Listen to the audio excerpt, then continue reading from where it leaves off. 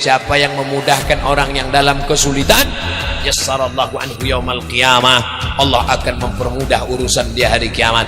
Cuman prinsip orang sekarang, kalau bisa dipersulit, kenapa dipermudah?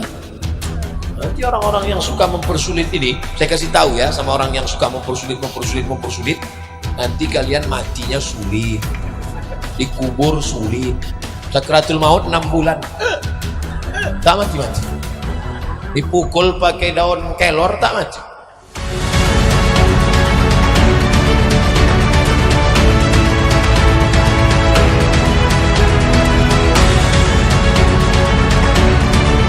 Bagaimana hukumnya memilih pemimpin yang menurut kita orang tersebut tidak amanah, zalim? Tidak ada orang yang sempurna, brother. Tak ada. Kalau kau mau cari pemimpin sempurna macam Nabi Muhammad, tak akan ketemu.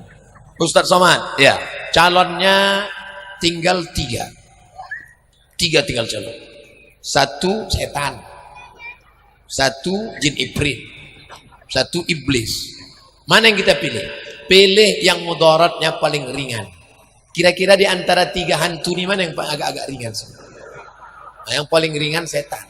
Nah, jin iblis ini 1 level di atas setan. Dia master. Nah, kalau yang iblis ini PhD, Doctor of Philosophy of Iblis. Maka pilih yang mudaratnya paling ringan. Jangan golput. Karena kalau kau golput, nanti ketika dihitung suara, tiba-tiba menang jin iblis. Gara-gara tak ada yang memilih setan. Setan tidak terpilih gara-gara engkau tidak milih setan. Oleh sebab itu maka pilihlah yang paling ringan mudaratnya di antara 3 orang ini. Andai tinggal di provinsi yang muslim minoritas, calonnya dua-duanya non-muslim, mana yang dipilih? Pilih yang non-muslim, yang kira-kira dia punya perhatian kepada Islam, yang tidak zalim. Sampai begitu. Jangan sampai golput. Jangan sampai golput, saudaraku. Kalau sampai orang yang sudah ngaji, orang yang sudah sholat ini golput, sementara orang yang sakau tidak golput, akhirnya terpilihlah anggota dewan pecandu narkoba gara-gara yang milihnya orang sakau. Bayangkan kalau dia jadi kepala sidang paripurna hari ini 20% untuk kuat. Karena dia tidak pernah memikirkan masjid, memikirkan umat. Oleh sebab itu berijtihad.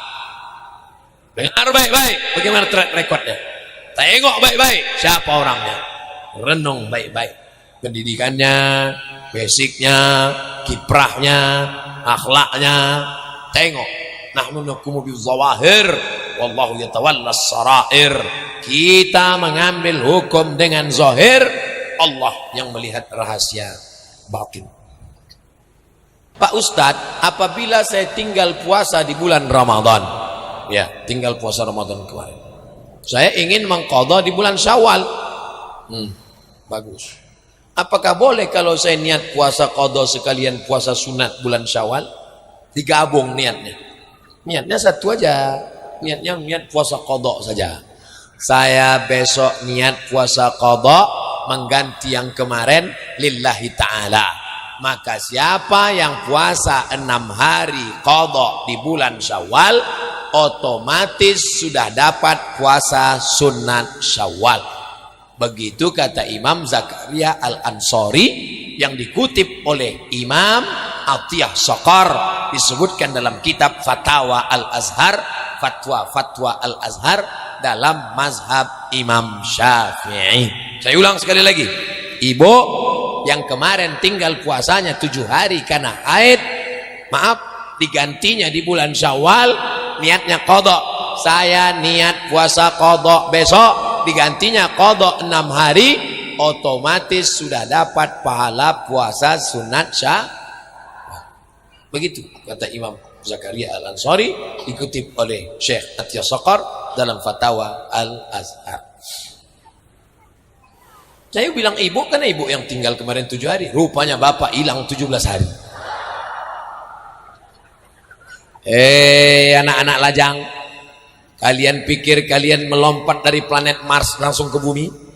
Kalian pernah transit di perut mereka 9 bulan 10 hari. Semua laki-laki ini pernah transit di waiting room itu 9 bulan 10 hari. Tolong angkat tangan yang keluar dari tabung gas 9 kilo. Mana ada? Maka jangan pernah kau lawan mereka. Berapa kali dia tidak jadi sholat duha gara-gara kau kencing di celana, di kainnya. Berapa kali dia tidak jadi tahajud karena kau menangis dari isya, kau start sampai subuh. Saya boneka aja nangis risau saya. Ini orang menangis. Coba tanya, pulang dari sini ditanya emak kalian, mak aku dulu nangis nggak? Usah tanya, almarhumah emak saya tanya, mak aku dulu waktu kecil nangis. Oh, berapa lama mak? 7 bulan kau gas. Dari isya sampai subuh tak berhenti. Begini kami gendong. Patut suara saya kuat ceramah mak. Rupanya pemanasannya 7 bulan. Banyak dosa saya sama almarhumah mak. Banyak, maka tiap malam saya bacakan Yasin. Tiap ingat, asal ingat bacakan Al-Fatihah. Asal ingat Allah maghfirlaha warhamha wa'afiha wa'afanha. Ketika kalian berada di perut mereka, mereka tak puasa 30 hari. Ketika tahun pertama kalian menyusu, mereka tak puasa lagi 30 hari. Menyusu 2 tahun, tahun kedua kalian tak puasa lagi mereka 30 hari. Untuk satu anak saja puasa mereka tinggal 90 hari. Tahun ketiga mereka mau puasa, adik kalian pula lahir.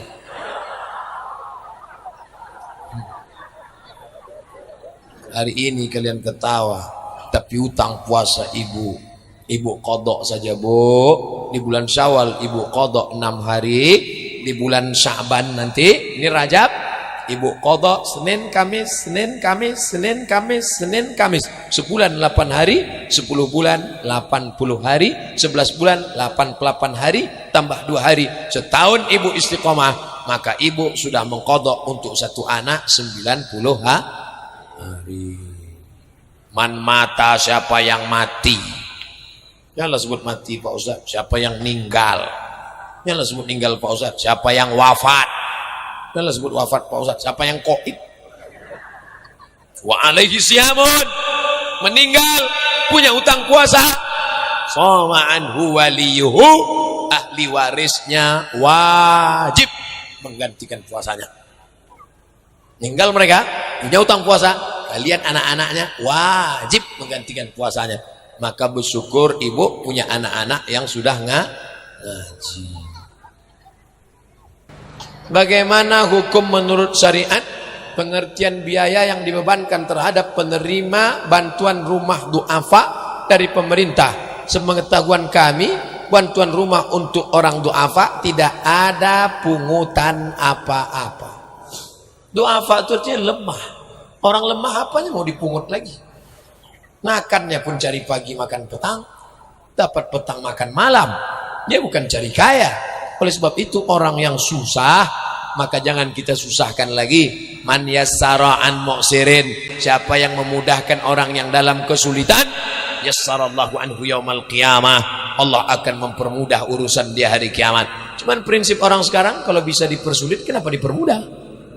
Nanti orang-orang yang suka mempersulit ini, saya kasih tahu ya sama orang yang suka mempersulit, nanti kalian matinya sulit, dikubur sulit, sakratul maut 6 bulan, tak mati-mati, dipukul pakai daun kelor tak mati. Katanya kalau susah mati dipukul pakai daun kelor mati, bolak-balik dipukul tak mati. Jadi gimana nih Pak? Tutup pintu, kunci, biarkan saya berdua aja, kata dukunnya. Nah, habis itu batang kelor itu dipukulnya, lepak baru mati. Allahumma hawwin alaina fi sakaratil maut, ringankan kami pada sakratul maut. Ingat, kalau kau persulit urusan orang, Allah akan mempersulit engkau. Wallahu fi aunil abdi ma kana al-audu fi auni akhi. Wallahu fi aunil abdi, Allah akan menolong seorang hamba ma kana al-abdu ma dama al-abdu fi auni akhi, selama engkau mau menolong saudaramu. Yassiru, mudahkan urusan orang. La tu'assiru, jangan persulit. Basyiru, bahagiakan orang, senangkan hati orang. La tunaffiru, jangan buat orang takut. Ini banyak orang suka mempersulit orang lain, dipersulit. Hidup dia pun nanti sulit di akhirat, sulit di alam barzakh, sulit sakaratul maut, sulit titian siratal mustaqim, sulit menghadap Allah Subhanahu wa taala. Mudah-mudahan kita dipermudah Allah dalam urusan akhirat insyaallah.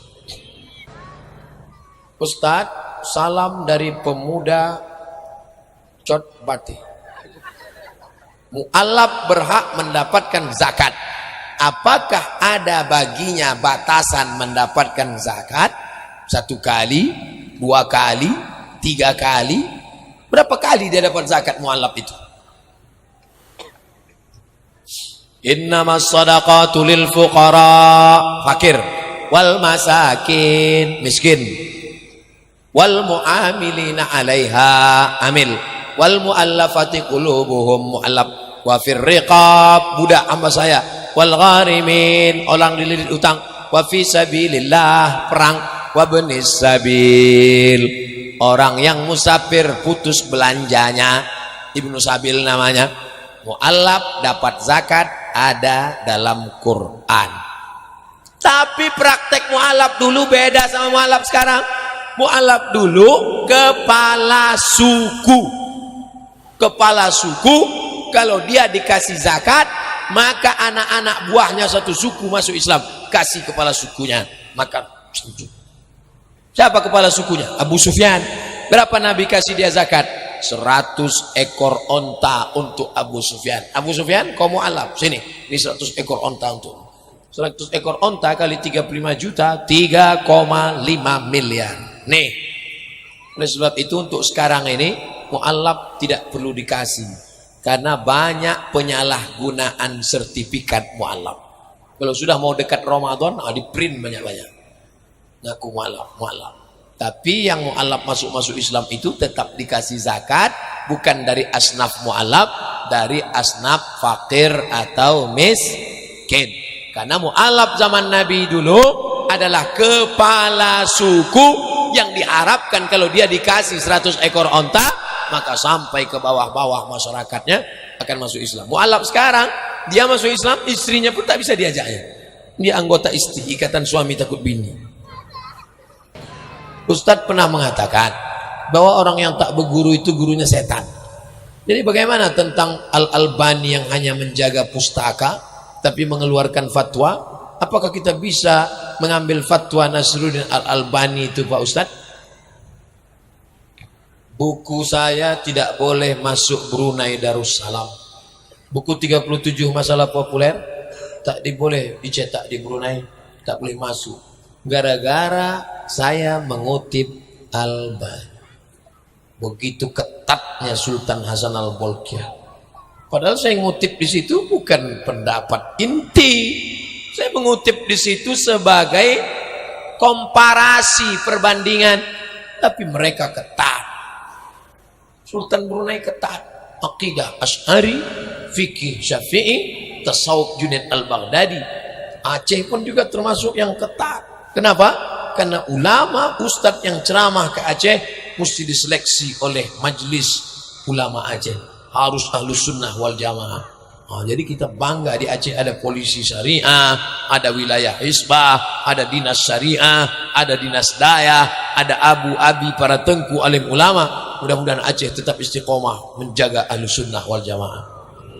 Ini sebagai pelajaran penting ini. Betapa buku saya tak jadi dicetak. Sedih Ustaz, sedih juga sedih. Saudara yang dimuliakan Allah Subhanahu wa taala, ikuti para ulama yang bermazhab, karena akan selamat dengan mazhab. Syekh Ali Jum'ah mazhab Syafi'i, ulama-ulama Al-Azhar Mesir bermazhab, Sayyid Muhammad bin Alawi bin Abbas Al-Hasani Al-Maliki bermazhab, mazhabnya Maliki. Lalu kemudian Habib Umar bin Hafiz Hadramaut Tarim, mazhabnya Syafi'i. Dalam masalah akidah, Abul Hasan Al-Asy'ari, wujud qidam baqa mukhalafatul hawadisi qiyamuhu binafsi wa dan yakurat ilmun hayat sama basar kalam. Dalam bidang fikih Syafi'i, tapi tetap menghormati 3 mazhab Hanafi, Maliki, Hambali. Dalam bidang tasawufnya bukan falsafi, tapi tasawufnya sunni yang diikut Abu Hamid Al-Ghazali dalam kitab Ihya Ulumuddin dan Junaid Al-Baghdadi. Nah ini mesti kita pegang. Dayah-dayah di Aceh berpegang kepada Ahlus Sunnah wal Jamaah. Mudah-mudahan kita mengikut para ulama ini insyaallah. Amin ya rabbal alamin. Bagaimana kalau ada ustadz mengarahkan jamaah memilih pemimpin non muslim? Kamu ketahuan. Berarti muncung kau itu sudah banyak makan duit money politik, duit haram, disumbatkannya. Pilihlah, tidak lagi kita lihat agamanya, yang penting nanti kalau ada begitu turunkan dia dari atas mimbar, turunkan, walaupun khutbah Jumat turunkan dia ke bawah, turunkan. Ini Padang Serempon ini dekat sungainya apa dekat laut? Campakkan dia ke sungai. Ada gunanya dia bicara itu di masjid. Jelas-jelas dalam Quran, wa may yatawallahum minkum, siapa di antara kalian yang memilih mereka, fa innahu minhum, maka dia bagian dari mereka. Siapa di antara kalian memilih mereka, maka dia bagian dari mereka. Nanti di akhirat akan disatukan satu sel sama mereka. Allah. Ditakutkan. Ini ustaz ini ceramah ini ngeri, ini ustaz resikonya tak apa-apa, paling-paling mati. Ditakutkan, awak pun akan mati juga. Sekarang mati, besok mati, muda mati, tua mati, apa bedanya? Cuman beda nomor kloter aja itu. Takut betul mati, takut mati. Batuk mati. Mati. Apa ditakutkan?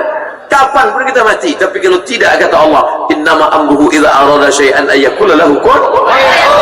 Ini takut betul. Anak diletakkan celah ketiak, takut mati. Saya kuliah ke Mesir 4 tahun, di negeri Fir'aun tak mati, di Maroko 2 tahun tak mati, ceramah ke sana kemari tak mati, diusir orang tak mati, dibunuh orang belum lagi. Bagaimana pendapat Ustadz apabila dilarang pakai mikrofon azan karena alasan mengganggu?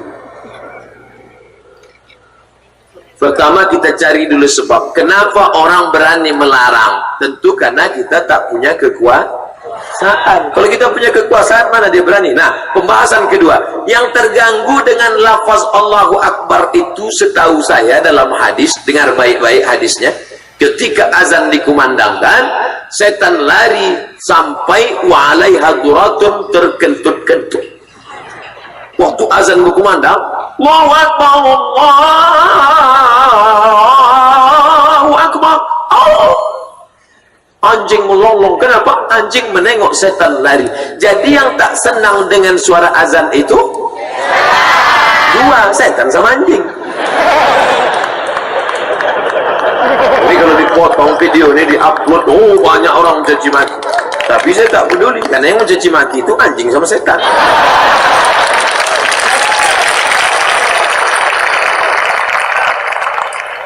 Makanya zikir itu disuruh kuat-kuat.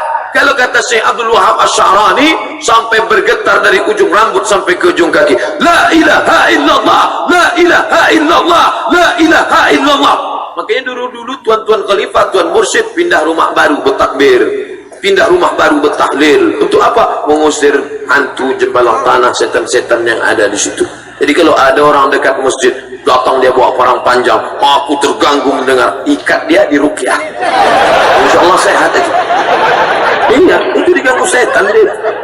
Saya pernah lewat di suatu hotel, di lantai bawah, rupanya ada perempuan kerasukan setan. Dibacakan mereka ayat kursi ke telinganya, Allahu la ilaha illa huwal hayyul qayyum la ta'khudhuhu sinatun wa la nawm. Saya lewat, dipanggil mereka, Ustaz, tolong ini. Menyesal pula saya lewat situ. Kok tahu ada orang masukkan setan, tak mau saya lewat. Tapi karena sudah dipanggil, tak mungkin kita bilang tak tahu kan. Minta Ustaz bisa ruqyah, bisa saya bilang. Tak mungkin kita bilang tak tahu, awak LCMA Ustaz.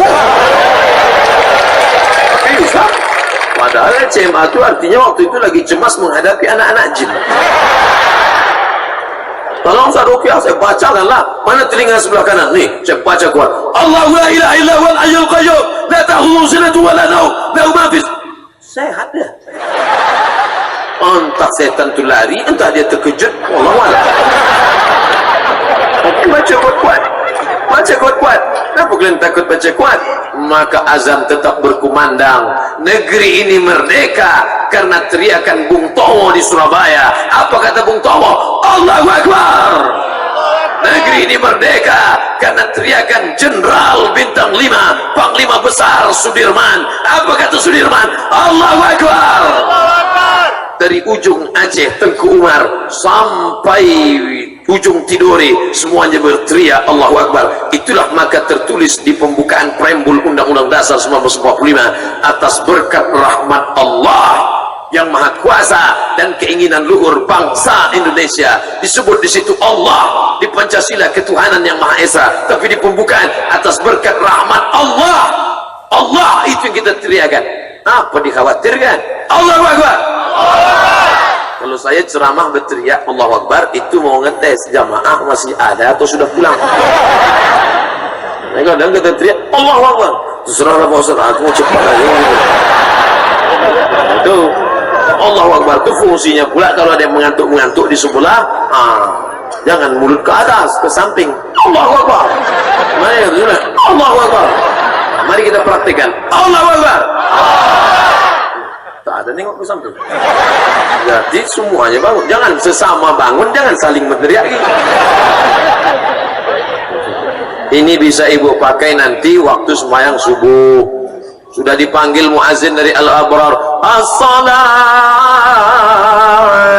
khairum minan naum. Abang tu tak juga bangun, teriakkanlah Allahu Akbar. Itu perempuan takbirnya tak begitu. Allahu Akbar, Allahu Akbar. Pergilah kau masak ke sini. Kalau dapat Fir'aun, lebih kalau dapat laki-laki yang soleh-soleh nih, Masya Allah. Beruntungnya kalian yang gadis-gadis kalau dapat anak lajang yang soleh-soleh. Tapi kalian tak boleh ngejar mereka. Kenapa? Ada tembok Berlin di antara. Inilah hebatnya pengajian Masjid Al-Abrar, dikasih pagar. Kenapa? Tak boleh bercampur aduk antara laki-laki dan perempuan. Tapi di ujung-ujung agak boleh.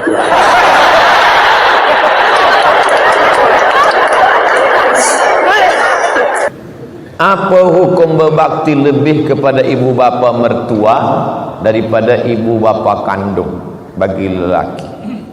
Sebenarnya dia tak berbakti pada mertua, dia takut pada bini dia je. Bila engkau berbakti pada emak engkau, biasa, sebab engkau di dalam rahim dia 9 bulan 10 hari, menyusu, meminum air susu badan dia selama 2 tahun. Lepas itu engkau berbakti pada dia, biasa, tak ada yang luar biasa. Tapi bila engkau berbakti kepada mertua, luar biasa. Sebab apa? Sebab dialah yang sudah memberikan anak gadisnya yang dia kandung 9 bulan 10 hari, dia lahirkan meregang nyawa, dia bagikan pada engkau. Kerana Allah, aku nikahkan engkau dengan anakku dengan mahar sebentuk cincin emas. Mana ada harganya? Tapi dia ikhlaskan untuk engkau kerana cintanya. Maka engkau balas cinta mertuamu itu. Cinta kepada orang tua biasa, tapi sayang kepada mertua, itu baru luar biasa. Tapi janganlah lebih daripada, lebih-lebih sikit. Mungkin Ramadan ini lebih ke sini, Ramadan depan lebih ke sini. Tapi kalau lebih banyak ke sini, bagaimana mungkin kita melebihkan dia? Sementara ini pun kata Nabi SAW, andai kita gendong dia dari tempat kita bawa ke Makkah, tawaf sa'i umrah, lepas itu kita pergi ke Padang Arafah melontar jumrah, balik lagi kita dukung dia, tak dapat membalas sekali menjerit dia saat mengeluarkan kita ke alam dunia. Oleh sebab itu maka kata Allah, wabil walidaini ihsana. Apa makna ihsan? Membalas lebih dari yang dia lakukan. Maka kalau ada anak mengaku membalas lebih, takkan sampai mati kita tak boleh membalas lebih pada orang tua. Ustadz bagi nasihat agar para istri boleh memberikan kebenaran untuk para suami supaya mereka boleh berpoligami.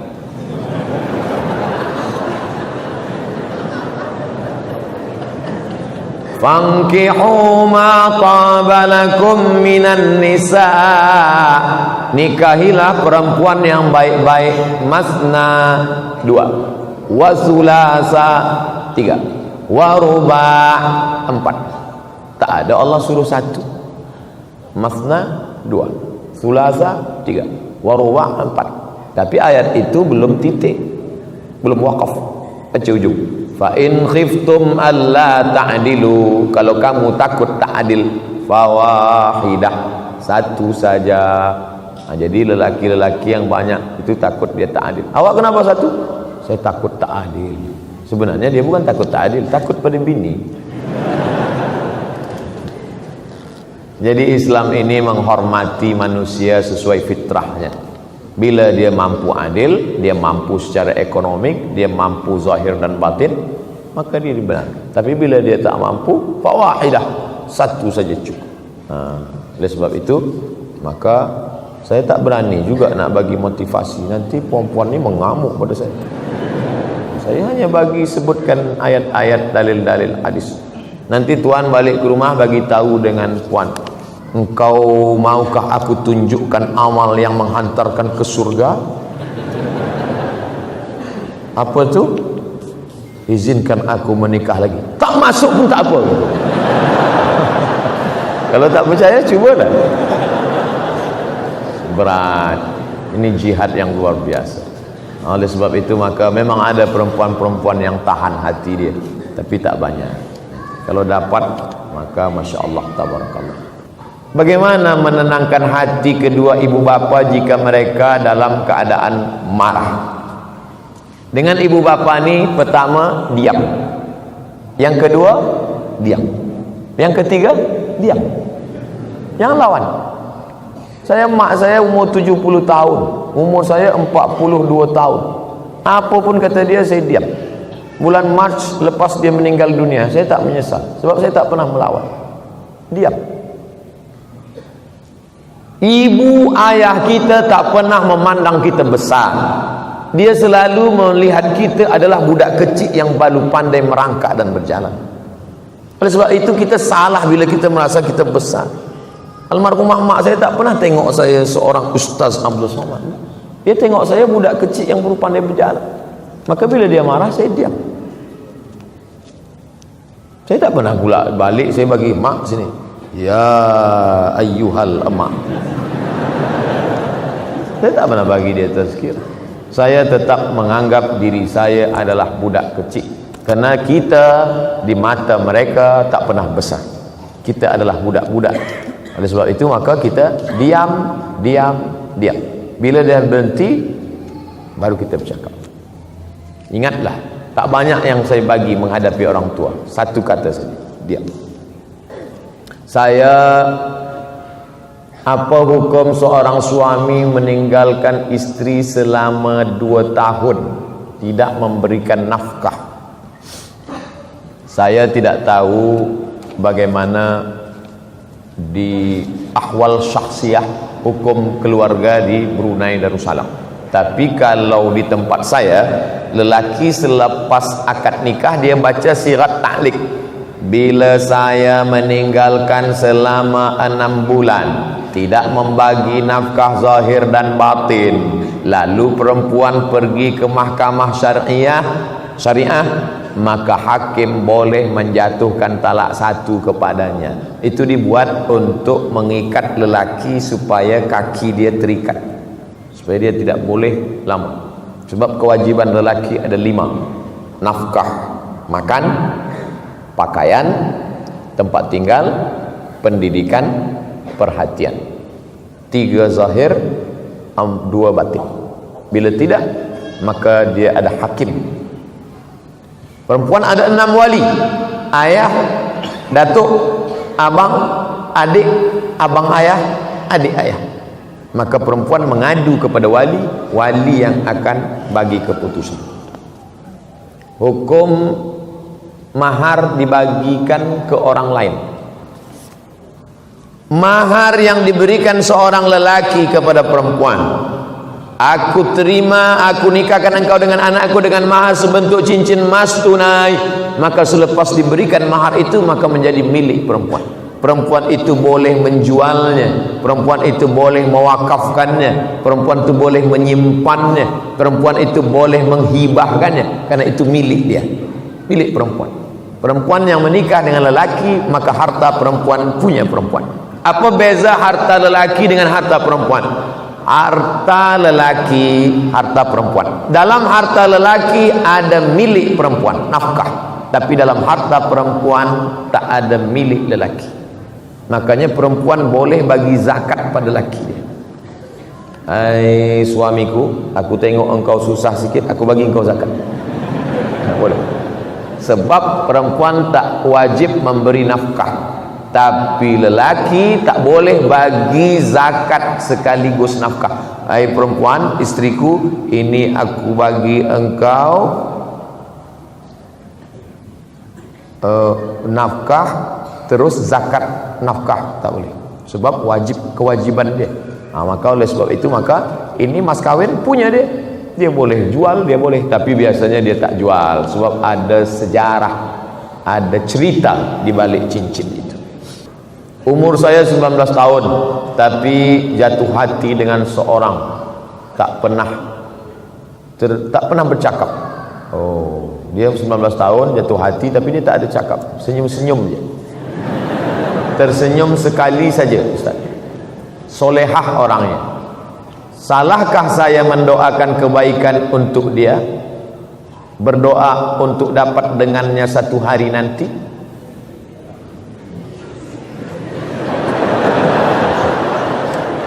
Saya khawatir awak berdoa nak ingin hidup dengan dia masa umur 19, sementara awak masih panjang umur lagi.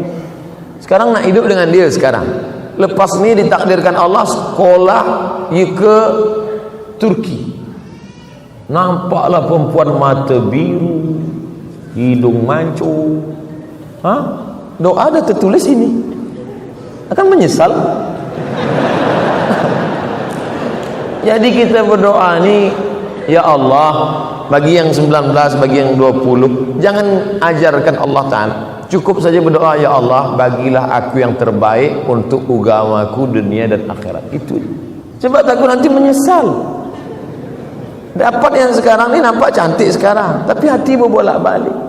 Sekarang nampak hitam manis, nanti hilang manisnya tinggal hitam. Oleh sebab itu maka yang nak berdoa, doa saja, ya Allah bagi aku jodoh yang boleh menolong aku untuk kebaikan duniaku dan akhiratku. Itu saja. Kalau memang jodoh, nanti akan dapat dia. Tapi kalau menurut Allah yang lebih baik daripada dia, kenapa kita tolak? Kadang kita ni menyangka kita lebih faham daripada Allah Ta'ala. Az-zaw al-mar'atu salihatu allati tu'inu ala imanihi. Begitu bunyi hadisnya. Al-mar'atu salihatu, perempuan yang salihah, allati tu'inu ala imanihi, yang menolong iman lelaki. Itu yang diharapkan, yang boleh tolong iman kita. Kalau tak boleh tolong iman kita, dia tak tahu salih. Saya ingin menikah, kedua belah keluarga sudah bersetuju, tapi keluarga saya dan keluarga bakal itu mahu kasih pernikahan besar.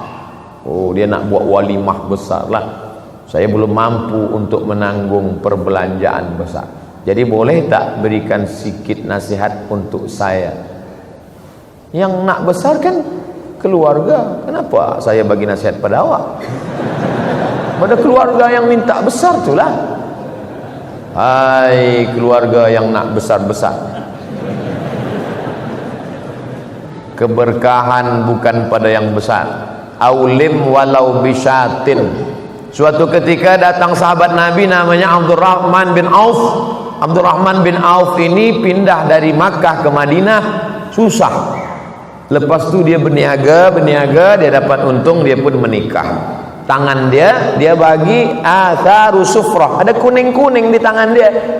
Kuning bekas minyak wangi namanya za'faran. kuning biasa dipakai orang nikah. Kata Nabi, Abdurrahman bin Auf, ya, awak nikah kan? Iya ya Rasulullah. Itu tangan awak ada bekas kuning. Iya, saya nikah. Kenapa tak jemput saya? Tak buat walimah? Aulim walau bisyatin, buatlah kenduri walaupun hanya seekor kambing. Makna seekor kambing bagi orang Arab itu jemputan 10 orang sahaja. 10 orang. Sebab orang Arab bila ada kambing dia 10 orang aja. Bukan macam kita. Itu kambing sekampung. Sekarang pula orang tak nak makan kambing. Bila saya bagi tazkirah makan ramai, tak ada satu pun nak makan kambing. Semua sebagi saya, bagilah Ustaz makan. Kata saya, kenapa tuan takut makan kambing? Mana ada kolesterol kat sini? Sini tak ada kolesterol. Kolesterol di hospital. Buatlah kenduri walaupun hanya seekor kambing, 10 orang saja cukup. Doanya, barakallahu lakuma wa baraka alaikuma wa jama'a bainakuma fi khair. Besar tapi tak ada berkah. Sebab apa? Riak. Ada riak di dalam. Oleh sebab itu maka bagi syuhrah. Maka kata Nabi sallallahu alaihi wasallam, a'linu hadzal nikah. Jangan diam-diam. A'linu, bagi iklan. Waj'aluhu fil masajid, buat akadnya di masjid. Wadribu alaihi bidufuf, pukulkan duf, pukulkan gendang. Pukulkan gendang. Marhaban. Marhaban ya nur. Marhaban ya nurul aini. Selamat datang wahai cahaya mata. Yang dimaksud cahaya mata adalah Nabi Muhammad SAW ketika datang bercahaya dia. Tapi sekarang dipukulkan gendang. Marhaban wahai cahaya mata, selamat datang mempelai lelaki. Semua tertunggu-tunggu, mana lelaki yang bercahaya tadi. Itu keluar tengok hitam. Tuan guru yang dimuliakan Allah, apakah boleh solat jenazah dilakukan bermakmum jemaah perempuan? Apa hukumnya? Tu solat jenazah Masjid Nabawi, Masjid Haram. Salatu alal maiti yarhamkumullah. Salat mayat jenazah. Ada tak dengar? Salat jenazah lelaki saja. Tak ada. Perempuan-perempuan semua ikut salat jenazah. Yang tak boleh itu mengiring jenazah. Perempuan tak boleh mengiring jenazah. Hukumnya tak sampai juga, haram, makruh. Pesan Sayyidina Abu Bakar Siddiq, bila aku meninggal nanti jangan diiringi jenazahku oleh perempuan. Itu pesan, itu sunnah Nabi Muhammad SAW. Kenapa begitu? Sebab kalau lelaki ini cepat lupa. Lelaki ngiring jenazah, dia hantar sampai liang lahat, lepas tu balik dia lupa. Perempuan susah lupa. Bila dia tengok itu susah dia lupa. Perempuan susah nak lupa, sampai mati dia tak lupa. Makanya banyak perempuan selepas suami dia meninggal, dia jaga anak sendiri, dia tak nikah lagi. Dia susah lupa. Beza dengan lelaki, ada pun bini dia lupa. Dan sebab itu maka jaga. Perempuan susah nak lupa. Maka perempuan ini bila dia dah nampak, dia ikut solat jenazah saja. Man syahidal janazata hatta tusalla alaiha. Siapa yang ikut solat jenazah lahu qirat, dapat 1 qirat. Wa man syahidal janazata hatta tudfana. Siapa yang ikut solat jenazah hingga dikebumikan lahu qiratan, dapat 2 qirat. Wa mal qiratan ya Rasulullah. Apa 2 qirat itu ya Rasulullah? Mithlul jabalainil azimaini, seperti 2 bukit Uhud yang besar. Ini hanya bagi lelaki. Perempuan, makanya perempuan tak ada masuk ke baqi. Yang masuk ke baqi lelaki saja. Perempuan dari luar pagar. Dari luar tu pun dia menangis-nangis. Laisa minna man darabal khudud wa saqqal juyub. Siapa yang memukul-mukul pipi, menarik-narik rambut, menguyak-nguyak baju, bukan umat Muhammad SAW. Mungkin di negeri kita Melayu saya belum pernah tengok, tapi di Mesir, saya tengok berapa kali ada perempuan lah, anak dia meninggal, laki dia meninggal, pukul-pukul, ya Allah weh, sampai tarik rambut. Sebab mereka tak kuat nak menahan. Itu maka mereka tak ikut ke pemakaman. Saya pernah ikut sekali ke pemakaman, ada perempuan, isteri dia ikut, dia nak masuk dalam. Abang, aku nak masuk. Yang lain tak. Sebenarnya kalaupun kita diam pun dia tak juga nak masuk. Tapi yang lain tahan, jangan puan. Tapi saya diam aja. Dia kata saya, masuklah ke lena. Takkan masuk. Mana ada yang masuk? Cuba nanti kalau ada perempuan, semua jangan tahan, diam aja, suruh dia masuk. Tak ada. Soalan saya, bagaimana nak nikah dengan janda yang sudah berhijrah, sedangkan keluarga saya tidak bersetuju dan tak ada restu dari ibu bapa. Janda belum ada anak, janda umur 25 tahun. Saya nak beristrikan dia tapi dihalang oleh keluarga, dan saya disuruh nikah dengan kawan lama saya. Datanglah seorang sahabat Nabi menikah. Kata Nabi, awak dah menikah? Ya Rasulullah. Dengan gadis apa dengan janda? Saya nikah dengan janda. Hala bikran, kenapa tak nikah dengan gadis? Nabi pun kesal dia nikah dengan janda. Kenapa awak tak nikah dengan gadis? Tula'ibuha wa tula'ibuka, engkau boleh bercengkrama, kenapa nikah dengan janda? Kata dia, ya Rasulullah, mak saya dah mati, meninggal, adik-adik saya banyak. Kalau saya nikah dengan gadis belia, nanti dia berkelahi dengan adik-adik saya. Tapi bila saya nikah dengan janda, nanti adik-adik saya boleh dia jaga. Jadi bila ada sebab, boleh nikah dengan janda. Untuk yang pertama ni, first time, okey lah. Nanti kedua, baru cari gadis.